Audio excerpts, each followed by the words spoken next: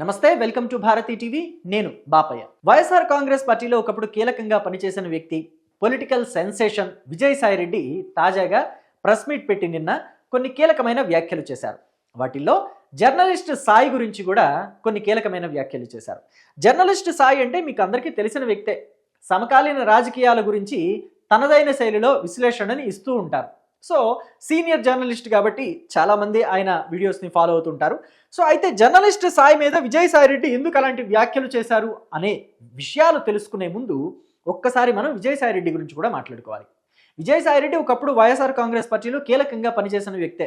2014 ఎన్నికలు కావచ్చు, లేదా 2019 ఎన్నికలు కావచ్చు, ఆ రెండు ఎన్నికల్లోనూ అంటే వైఎస్ఆర్ కాంగ్రెస్ పార్టీ కోసం విజయసాయి రెడ్డి ఎంత కష్టపడ్డారు, విశేషంగా కష్టపడ్డారనే మాట ఒప్పుకొని తీరాలి. అయితే 2014 ఎన్నికల్లో వైఎస్ఆర్ కాంగ్రెస్ పార్టీ బలమైన ప్రతిపక్షంగా అసెంబ్లీలోకి అడుగు పెట్టడంలోనూ విజయసాయి రెడ్డి పాత్ర ఉంది, కీలకమైన పాత్ర పోషించారు. ఇక 2019 ఎన్నికలు చెప్పే పనేముంది.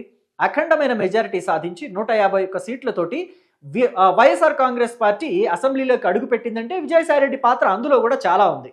సెంట్రల్లో ఆయన ఎంత లైజనింగ్ చేశారో మనం ఇంతకు ముందు వీడియోలో కూడా చెప్పుకున్నాం, చూడొచ్చు మీరు.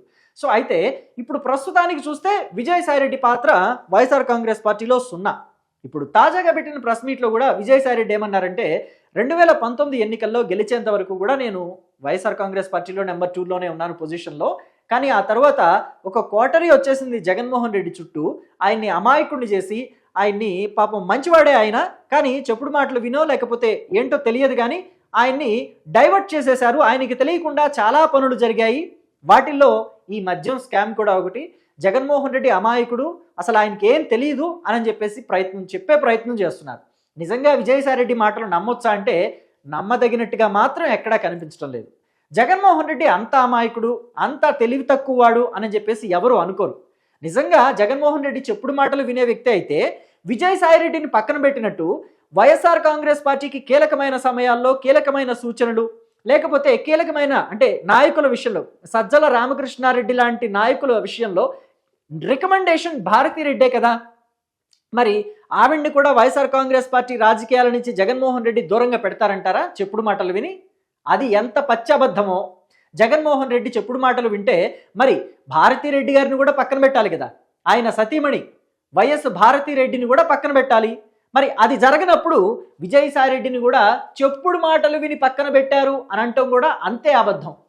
ఎందుకంటే జగన్మోహన్ రెడ్డి ఎవరి మాట వినరు. తనకి ఏది నచ్చిందో అదే చేస్తారు, తనకి ఏది చెయ్యాలనిపిస్తే అదే చేస్తారు అనేది నిజం. సో ఇప్పుడు మనం జర్నలిస్ట్ సాయి గురించి మాట్లాడుకుందాం. ఇక జర్నలిస్ట్ సాయికి విజయసాయి రెడ్డికి ఏమాత్రం పడదు అనే విషయం మనకు తెలిసిందే. ఎందుకని అంటే ఈ మధ్య కాలంలో జర్నలిస్ట్ సాయి విజయసాయి రెడ్డికి సంబంధించి కొన్ని వీడియోస్ చేశారు. వాటిల్లో విజయసాయి రెడ్డిని కొంచెం తప్పుపడుతూనే చూపించారు. సో కాబట్టి జర్నలిస్ట్ సాయి మీద విజయసాయి రెడ్డికి కోపం ఉండటంలో ఏమాత్రం అనుమానం లేదు, సహజమే అది. కాబట్టి టైం వచ్చింది కాబట్టి ఇలాంటి టైంలో విజయసాయి రెడ్డి జర్నలిస్ట్ సాయిని కూడా ఇరికించి పడేశారు. ఎలా ఇరికించారు అనేది నేను మీకు ఒక్కసారి వినిపిస్తాను. ఈ జర్నలిస్ట్ సాయి స్వీయ పరిజ్ఞానాన్ని ఉపయోగించి ఈ జర్నలిస్ట్ సాయి అనేటటువంటి వ్యక్తి వైఎస్ఆర్సీపీ పేటిఎం బ్యాచ్ ఎవరికైతే స్వీయ పరిజ్ఞానాన్ని ఉపయోగించారంటున్నారు చూసారా. అంటే అర్థం ఏంటంటే ఆయన ఓన్ నాలెడ్జ్, ఇక్కడ బయట జరిగే విషయాలకి ఆయన చెప్పే వాటికి సంబంధం లేదనేమో విజయసాయి రెడ్డి గారి ఉద్దేశం. మంత్లీ పే చేస్తున్నారో యూట్యూబ్ ఛానల్స్కి, దాంట్లో ఒక వ్యక్తి జర్నలిస్ట్ సాయి. నేను ఒక్కటే విజ్ఞప్తి చేస్తా ఉన్నా జర్నలిస్ట్ మిత్రులందరికీ, మీరు అనవసరంగా ఇన్ఫరెన్సెస్ డ్రా చేసుకోవద్దు. ఏదైనా ఉంటే నన్ను అడిగితే నేను నేరుగా చెప్తాను. అంటే వైఎస్ఆర్సీపీ పేటిఎం ఈ జర్నలిస్ట్ సాయి స్వీయ పరిజ్ఞానాన్ని ఉపయోగించి ఈ జర్నలిస్ట్ సాయి అనేటటువంటి వ్యక్తి వైఎస్ఆర్సీపీ పేటిఎం బ్యాచ్ ఎవరికైతే మంత్లీ పే చేస్తున్నారో యూట్యూబ్ ఛానల్స్కి, దాంట్లో ఒక వ్యక్తి జర్నలిస్ట్ సాయి. నేను ఒక్కటే విజ్ఞప్తి చేస్తా ఉన్నా జర్నలిస్ట్ మిత్రులందరికీ, మీరు అనవసరంగా ఇన్ఫరెన్సెస్ డ్రా చేసుకోవద్దు. ఏదైనా ఉంటే నన్ను అడిగితే నేను నేరుగా చెప్తాను. చాలా మంది మీడియా మిత్రులందరికీ నా ఫోన్ నెంబర్ వాళ్ళ దగ్గర ఉంది.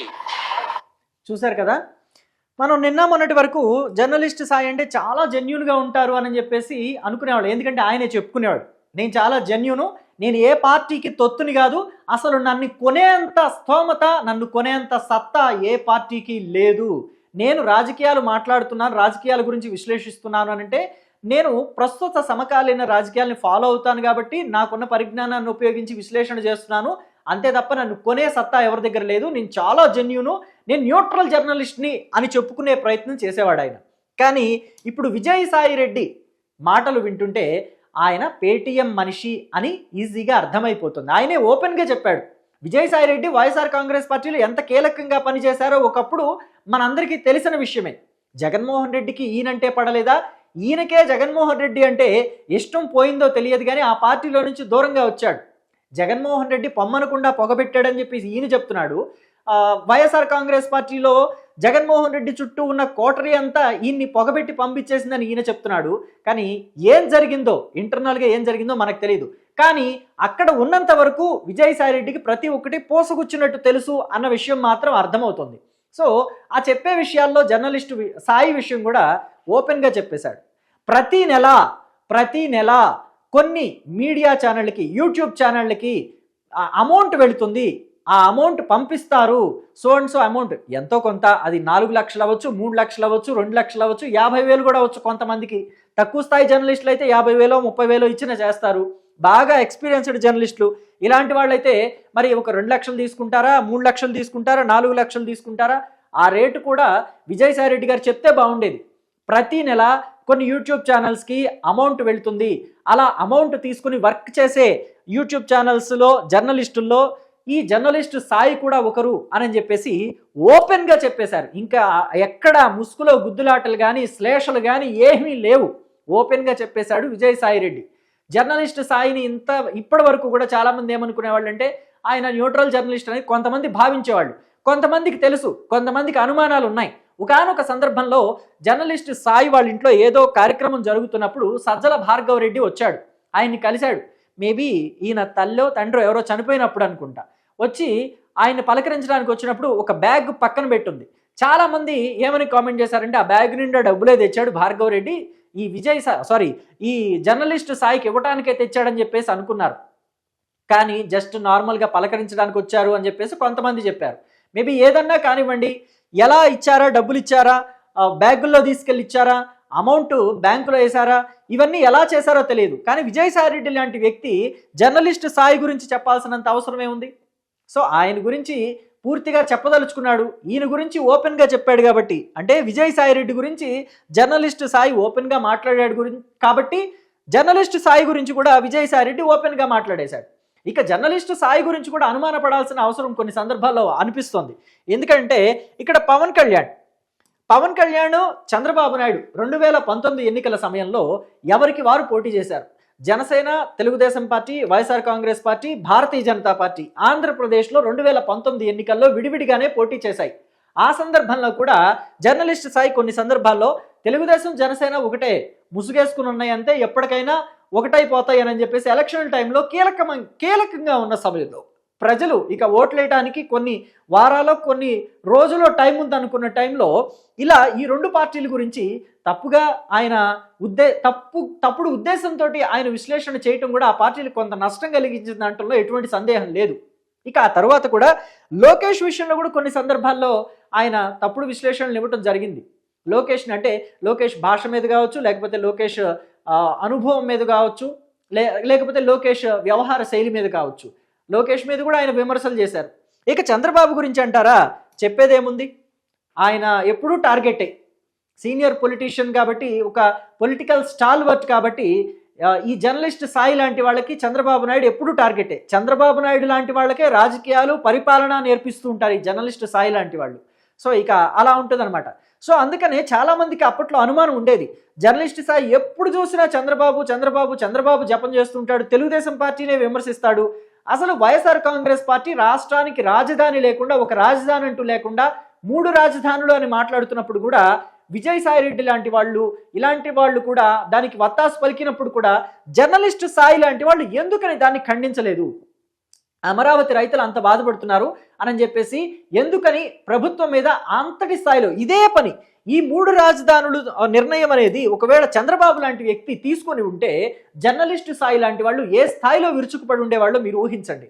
రైతుల్ని ఆ స్థాయిలో అంటే బూటుకాళ్లతో తన్నించటం, లేకపోతే అమరావతిలో ఆడవాళ్ళు స్నానాల గదుల మీద అమరావతిలో ఉండే ఆడవాళ్ళు వాళ్ళ ఇళ్లలో స్నానాల గదుల మీద డ్రోన్లు ఎగరేస్తే ఒకవేళ చంద్రబాబు హయాంలో కనుక అలాంటి పనులు చేస్తే జర్నలిస్టు స్థాయి లాంటి వాళ్ళు ఎలా తిట్టుండేవాళ్ళు చంద్రబాబుని, ఎలాంటి రాజకీయ విమర్శలు చేసేవాళ్ళు ఆయన మీద, అసలు ఇక జీవితంలో తలెత్తుకోకుండా ఉండేలాగా ఆయన్ని మీద విమర్శలు గుప్పించేవాళ్ళు. సో మరి జగన్మోహన్ రెడ్డి మీద ఎందుకు ఆ స్థాయిలో విరుచుకుపడలేదు? మేబీ విజయసాయిరెడ్డి చెప్పింది నిజమేనేమో, విజయసాయిరెడ్డి అంటుంది నిజమేనేమో, ఆ పేటీఎం అమౌంట్ వెళ్తుంది కాబట్టే జర్నలిస్ట్ స్థాయి ఆ రోజుల్లో అంతటి స్థాయిలో విమర్శలు గుప్పించలేదేమో. వేరే నాయకుల మీద అయితే, వేరే పార్టీల మీద అయితే ఒంటికాల మీద వెళ్ళి నిప్పులు చెరిగే జర్నలిస్ట్ స్థాయి మరి వైఎస్ఆర్ కాంగ్రెస్ పార్టీ మీద ఆ స్థాయిలో విమర్శలు గుప్పించలేదు, అసలు నోరే తెరవలేదేమో అని అనిపిస్తుంది ఒక్కొక్కసారి అయితే. నోరు తెరవలేదేమో అని అనిపిస్తుంది ఒక్కొక్కసారి అయితే. మరి ఆ మాట నిజమేనేమో అనిపిస్తుంది నాకు. మీకేమనిపిస్తుందో మీరు కూడా కమెంట్ బాక్స్లో తెలియచేయండి. Thank you.